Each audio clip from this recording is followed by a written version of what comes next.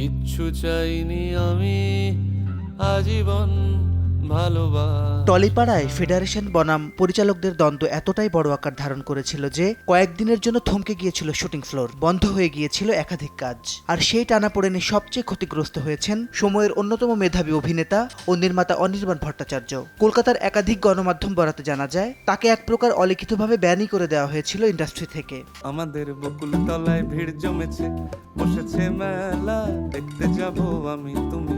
Superstar দেবের সঙ্গে রঘু ডাকাতি অনির্বাণের শেষ মুক্তিপ্রাপ্ত সিনেমা। এরপর নতুন কোনো কাজের প্রস্তাব আসেনি তার কাছে। অথচ একসময় যিনি ছিলেন ওটিটির নিয়মিত মুখ, বছরে একাধিক সিনেমায়ও শক্তিশালী চরিত্রে দেখা যেত তাকে। পরিস্থিতি যখন এই, তারই মধ্যে জল্পনা ছড়ায় দেব শুভশ্রী জুটির 7 নম্বর ছবিতে নাকি খলনায়ক চরিত্রে ফিরছেন অনির্বাণ।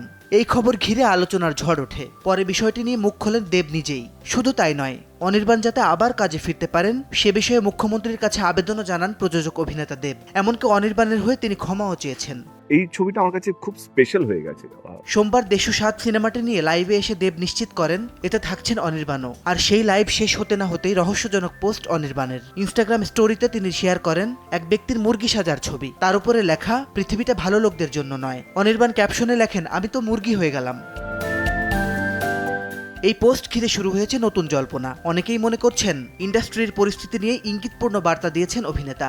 আবার কারো মতে দীর্ঘদিন কাজ না পাওয়ার যন্ত্রণা থেকেই এমন ব্যঙ্গাত্মক পোস্ট তার। তবে দেশু 7-এ তার ফেরা নিয়ে আপাতত স্বস্তিতে আছেন অনির্বাণ ভক্তরা।